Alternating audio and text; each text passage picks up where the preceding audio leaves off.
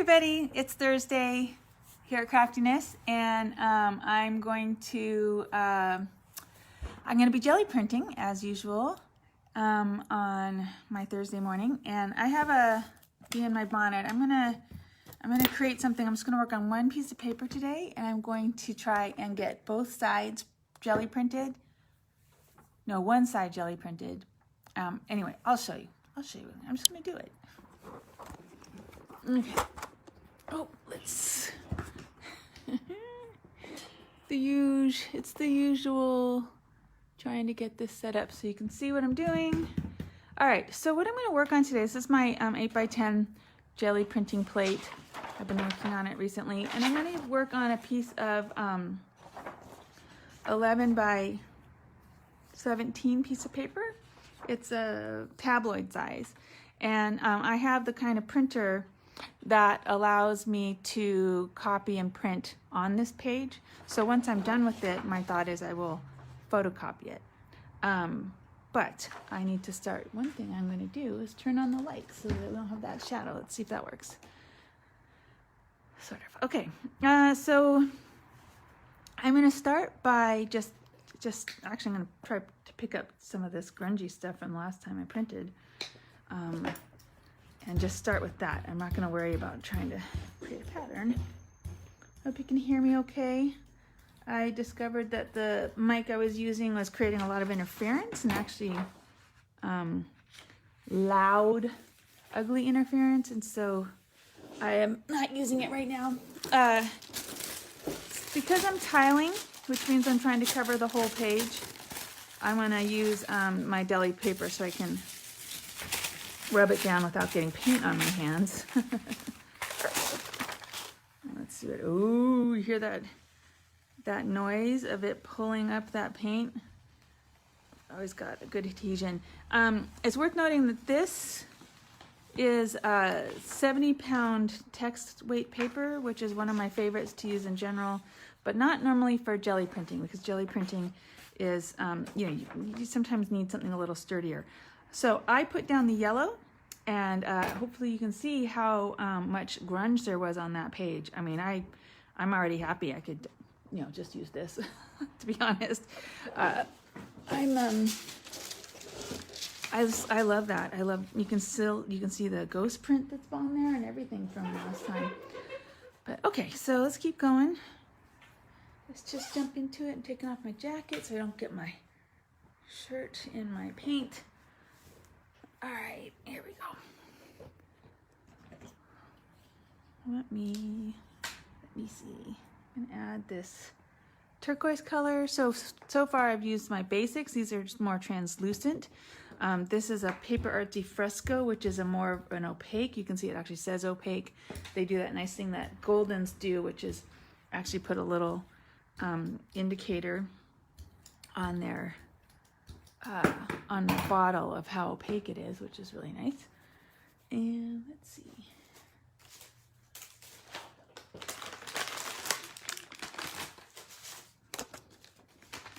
I'm just going to use this whole great big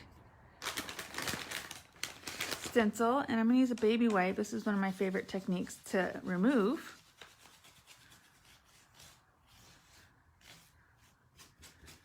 And then before I take the stencil away, I'm going to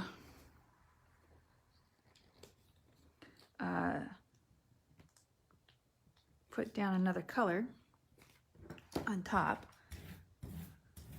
And I actually have my sidekick out today. This is the journal I have next to me where I can put, roll off my brayer into.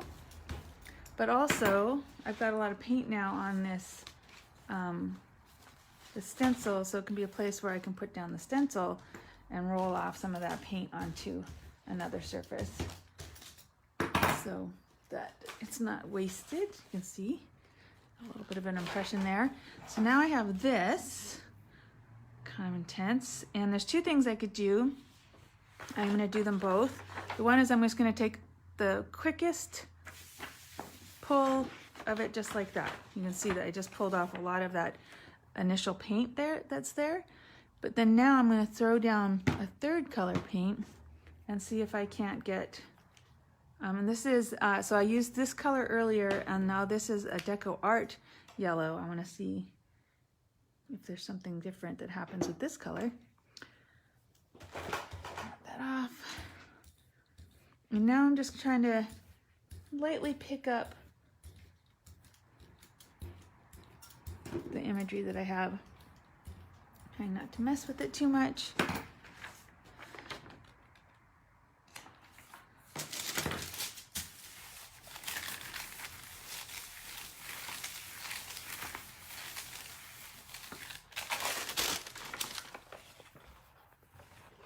All right, that ended up a little muddy, but that's okay because I don't mind. This is going to be, I'm going to just add and add and add to this particular piece of paper today versus pulling different prints. She says confidently. I'm sure I'll change my mind halfway through. So you can see that tiling a little bit. No real direction yet. So let's add that direction. Let's add. And I'm doing it. You know what I'm going to do? I'm going to pull out my favorite if I can find it. There it is. My favorites. Yep, here it is. This is the Crafters Workshop, one of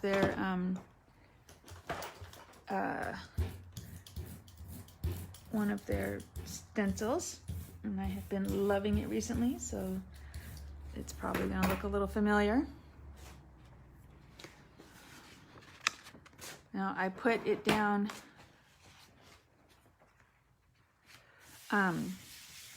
upside down so that the words show up upside down.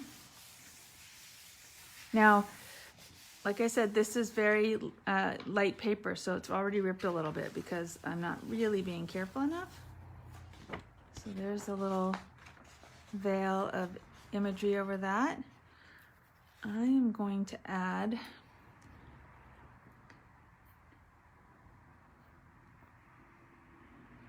I'm just going to add a stripe of color across the top here. Oh, I didn't clean off my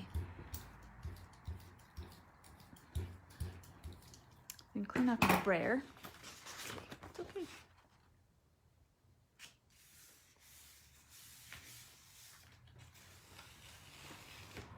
Sweet. A little ombre effect there. Actually, you can see it on my brayer, which I love. I'm gonna preserve that on my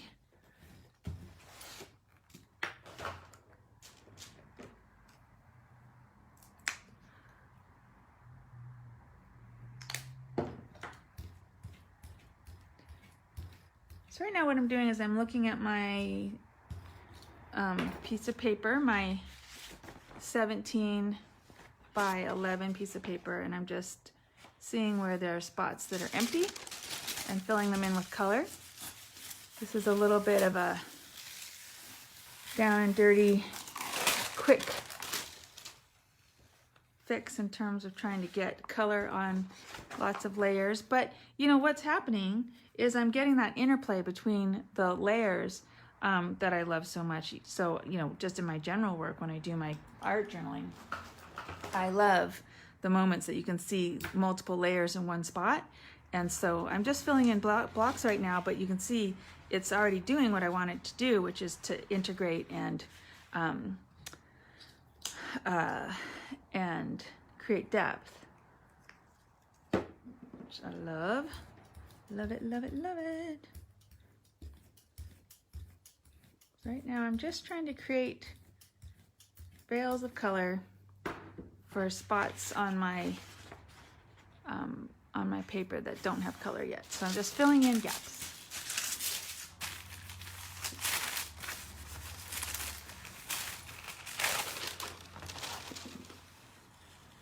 Oh no, did my video stop? Let's see. Facebook, man, I was watching Seth After yesterday and it would not hold a feed. Oh good, it stayed. So sorry if it looked like it had stopped on my end. Okay, so here, it's been 10 minutes and I already have a substantial amount of coverage on this piece of paper. Just going bam, bam, bam. I have one little spot that I need to cover here and finish up. Come on. Let's see, what color am I going to use for that, she wonders. And I'm just grabbing colors. So far I've used a lot of my Americana Deco Art colors, which are nice, affordable. They're not as pigmented as some of my more crafty, designer paints, but they are still a great value, especially for this. A lot of fun.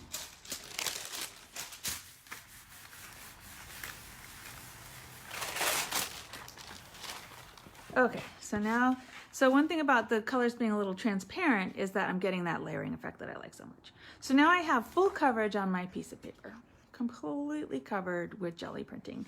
So now I'm going to do a little more detail work. So I'm going to do another layer of this fun stuff. And this color here is half the reason I brought in the Liquitex. I haven't used it in a while though. Gouache. So this is a fluid medium from Liquitex, and you can see just the quality of the intensity of the color. Hopefully you can see that. And I'm going to go ahead and put this down because I'm not going in any particular direction. I do tend to go perpendicular. I'm not somebody who just does it all over the place. That's just my personality. So I like things to go in straight lines like this, like grid white like, but I don't mind them going here and there and upside down and things like that. So I had a friend once, I asked him about creating he's an architect, and I asked him about creating a tower in a home, like designing basically a castle turret.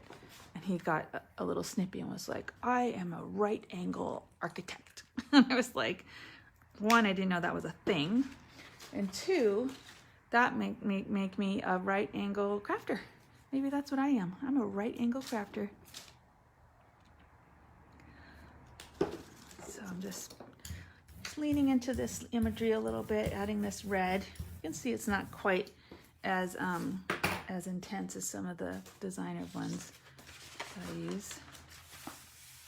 It's tiling in a lot of text on this one. Look at that interaction that's going there. That's fun. So part of what happens too is you get echoing, of the words and the imagery down across the piece. Now I do have an intention here for what this is going to be. So this is not as random as it might look. I have something in mind, which I'll show you at the end.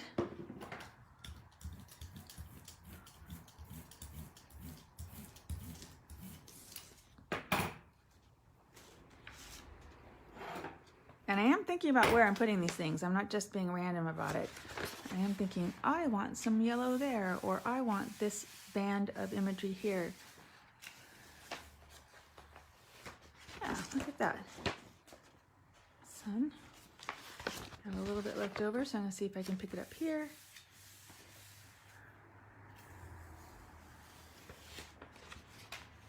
A little bit. I have quite a bit going on this page. I'm going to do one more layer, and I'm going to bind something there we go, a little black dress. This is, these are all paper artsies. I do love using the paper artsy frescoes for this because there's a chalky finish. So if you have an intention of using this in any way for, arting on afterwards, having a chalky finish is a nice finish to work on because you can draw on it and it has a little tooth, so it's a little bit of a surface ready for whatever you want to do next.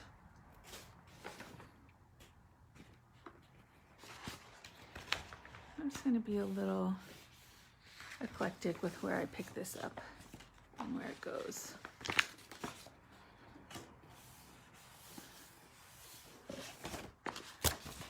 And that's how I get paint on my face. Slap yourself with your work. So I've got some spots here and there. I'm gonna pick some of this up in the middle.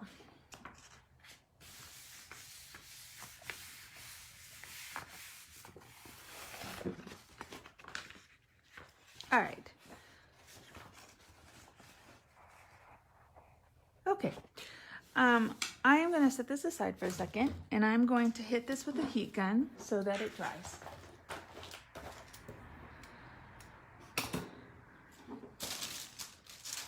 Find my heat gun under all of this paint and deli paper. Normally I don't use a heat gun in my jelly printing process because I almost always just pull them and let them dry on their own. But today I want to do something with it right away. Hi, Lois.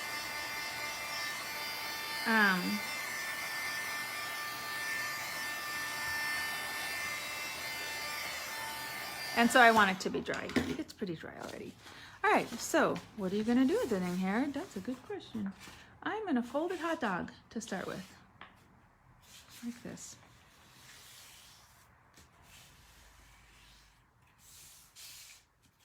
And then I'm going to open it back up again, and I'm going to fold it hamburger. If you are at all a teacher, you will know what I'm doing. I'm folding it lengthwise is hot dog, and shortwise is the other one, hamburger. And then I'm going to take it and I'm going to fold these into each other like this. There are other ways to do this, but this is how I'm doing it.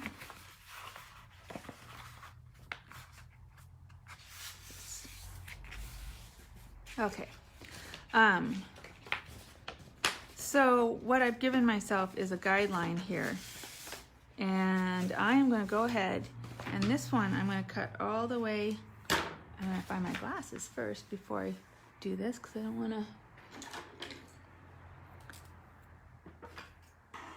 Now, one thing you could do is just open it up and cut it like, you know, or close it up and use a straight edge or something to cut that way. Ugh, I'm not coordinated enough for this. Oh my goodness.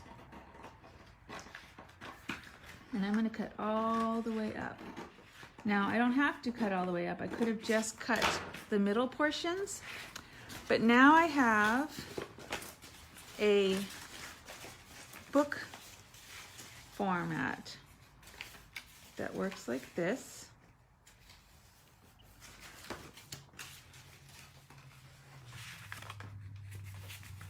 And if I had left that other bit connected, I would have had, it would have looked like that, but I didn't. I did this. And my thought is I'm going to make some hardcover pages for this, covers for this. But now I have this piece that was all one piece and is now a little book, if you can see. Now, if I jelly printed the other side, I could then go the other direction potentially, except for that piece. But that is a really quick way to make a book out of a single piece of paper. And this one is already pre-jelly printed and ready for my ideas. Ready to go.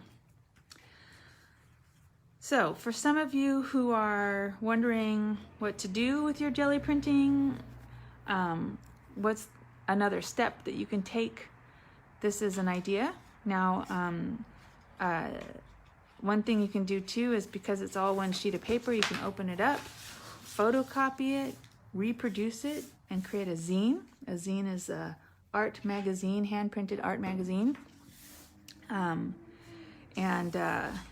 There's a, if you're at all titillated by the idea, there's a whole movement around zines and self-publication that I suggest you check out. But this is one very, very easy way to create something in, 20 minutes? That took me 20 minutes to create this little book. So, I'm just going to go ahead and do it again. I've got another sheet of paper, so I'm just going to keep going with the idea and encourage you, if you have your jelly printing materials handy, that you do along with me. So I'm just going to see if I can't pick up the grungy stuff that's on this page or on this plate now.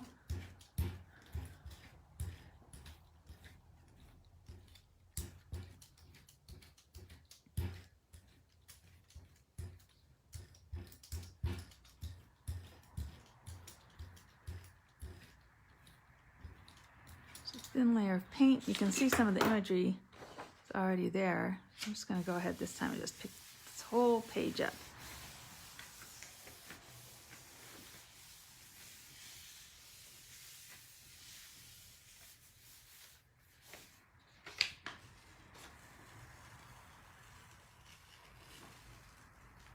And this goes to show you how much is left on a page when you, or on a jelly plate when you don't clean them.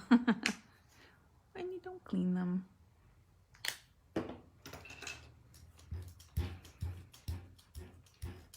Just a reminder that the best coverage paint-wise comes when you pick up your brayer and move it.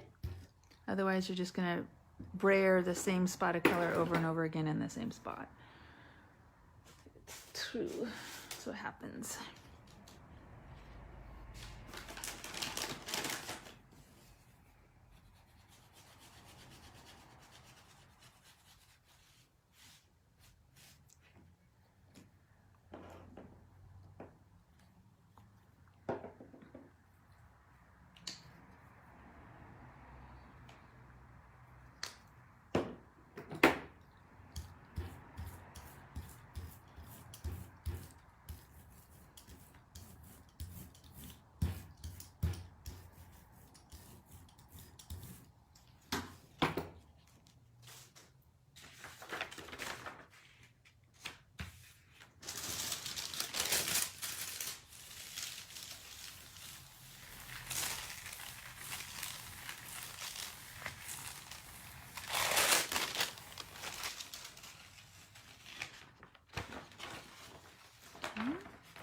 Starting that tiling process.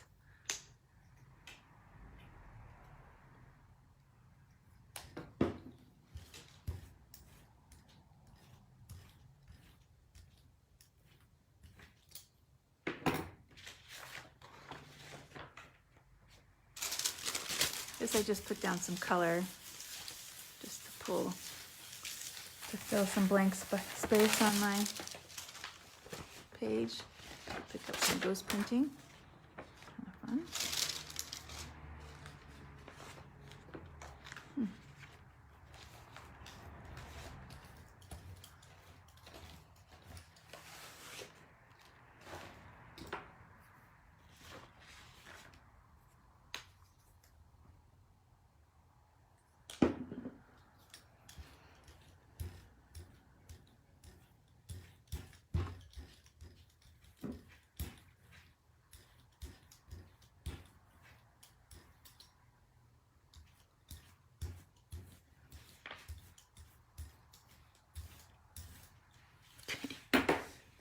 Grew a little bit. Oh.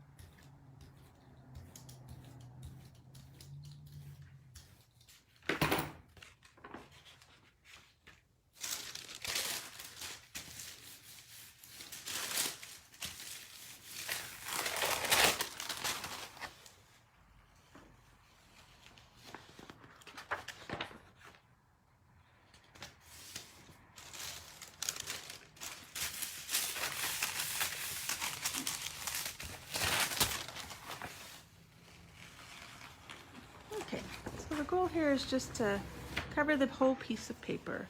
Not thinking so much about how much or what colors I'm using, just throwing stuff down, trying to get coverage on this whole piece of paper. Come on, there we go. Put that on its head so that doesn't happen again.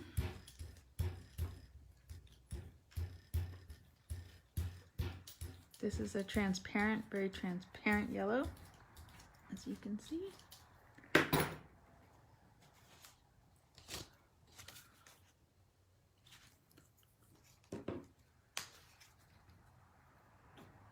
I'm just gonna stencil on another color over top of it, see what I get out of that.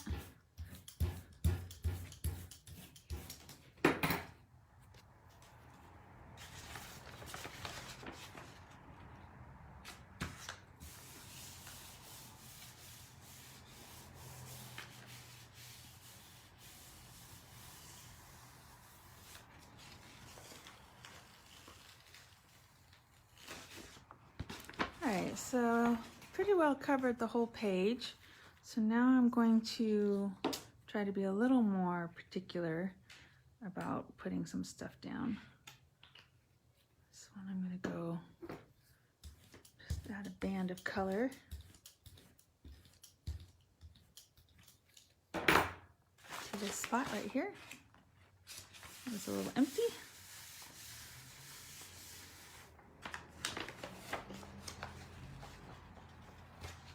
There's a lot of paint on that, which is why it lifted off so easily. So I'll come along and pick up a little more.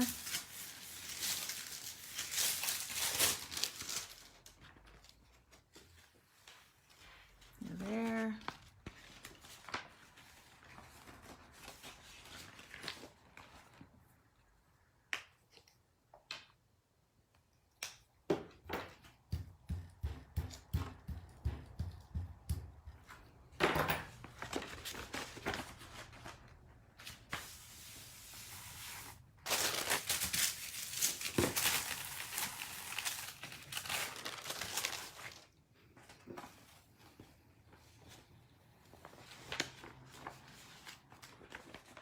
I'm literally just creating a little bit of a collage of color. And in some places it's more subtle, and in some places it's more intense. I'm gonna bring that down a little bit. And I'm just grabbing, so far I've used Dina Wakley, I've used the Americana, I've used the Frescoes, I've used my Liquitex Basics. So I'm all over the place. This is Tim Holtz, for instance, his distress paints. I'm gonna add some of this. And you're gonna see a difference in the opacity and the pigment load with all of these different paints. The Dina paints tend to be fairly heavily pigmented, so they're nice value in that way.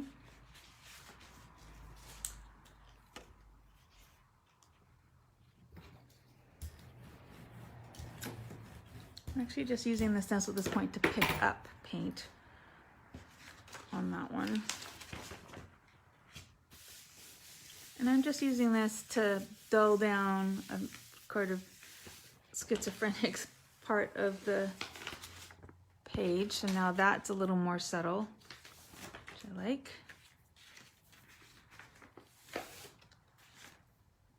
I'm gonna go back to this color because I think it's one of the grounding colors I have in this piece, and I just want to create a little veil of color to bring down this corners a little in your face.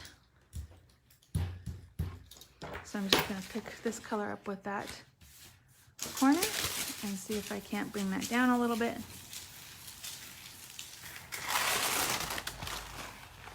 There, yeah, it did. Totally worked.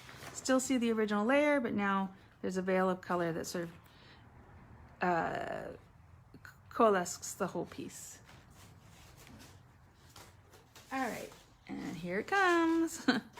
My favorite. And I'm gonna see about using this color on top and see if I can't get it at an intensity that looks good.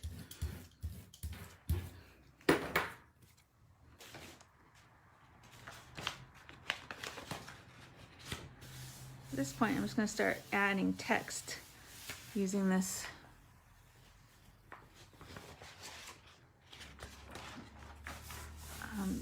stencil.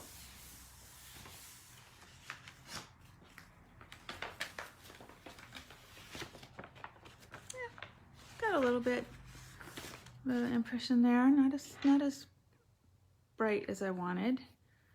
At this point, I do very much want a nice solid color, so I'm going to add some more text, but using Paper Artsy yellow, which isn't as translucent. Well, it is. It does say it's translucent, so let's see. Let's see how translucent it is compared to the other colors I have on here.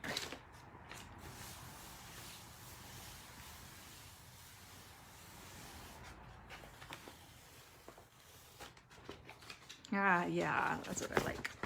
That's what I want. Okay. Just plunking my paper down, trying to pick up as much paint as possible. Yeah. Cool. That's cool. I'm gonna hit this with a paintbrush, or heat gun. I don't usually use a heat gun, but I'm gonna dry this up so I don't smear it, because I am using one sheet of paper. And I like the subtlety of this one. Where's the other one that I just did? What did I do with it? Literally just disappeared. Okay, here's the one I just did. It's a little more vibrant, and I'm enjoying this one being a little more calm. In fact, let's see. I almost always end up dark with my work, so it's kind of refreshing to challenge myself to not be dark and to be a little lighter. I'm guessing I'm going to have to pull another one of these stencils soon, because I am really goobering this one up.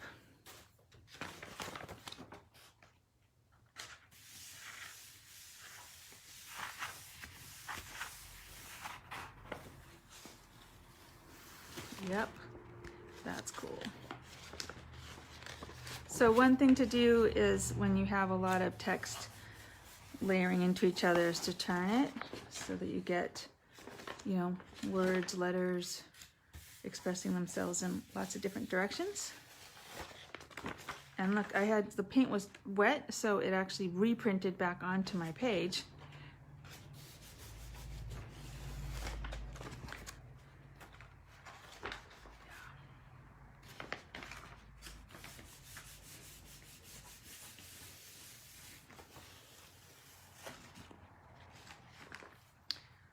All right. So that's kind of fun. All right, so I'm just going to set this aside. I'm going to do the same thing that I did with the other one, except, well, I'm going to dry it. I'm not going to cut it the same way this time. I'm going to cut it a little differently.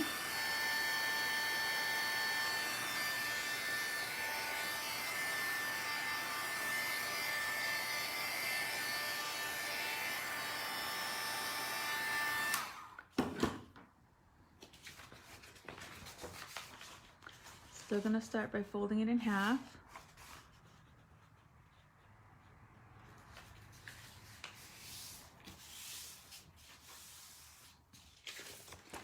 And I'm going to fold this in half, so hot dog and then hamburger.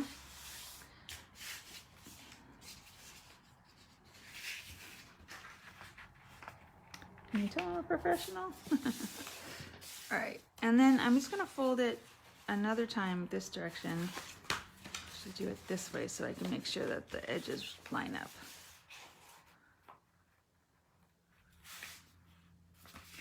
All right, and what I'm going to do is open this up and find that middle groove again, and I'm just going to cut that middle groove to the first line, first fold. So it looks like this. And then you fold the hot dog again, and you squash these together, and you choose one to be your cover. So somewhere in here you're going to decide this is my cover, and you're going to fold it around the rest of the book. And you're going to, it might take a little squeezing things into place to make sure that they all fold in the right direction. For sure. But the idea is that you will end up with an Instabook, with every page being covered with some sort of imagery from your jelly printing. So, two different versions of an Instabook. Basically the same thing, just one you cut a little further than the other. And now you have the possibility of having a little pocket journal or creating a little zine, and photocopying it and printing it yourself. Anyway, hope that inspired you and that you grab your jelly printing out today.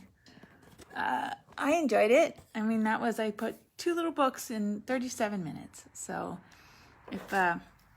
also a good thing to do with kids if you're interested in bringing this sort of thing to kids in your life, then that's a fun thing for them, and something to do with it at the end that gives it a little bit of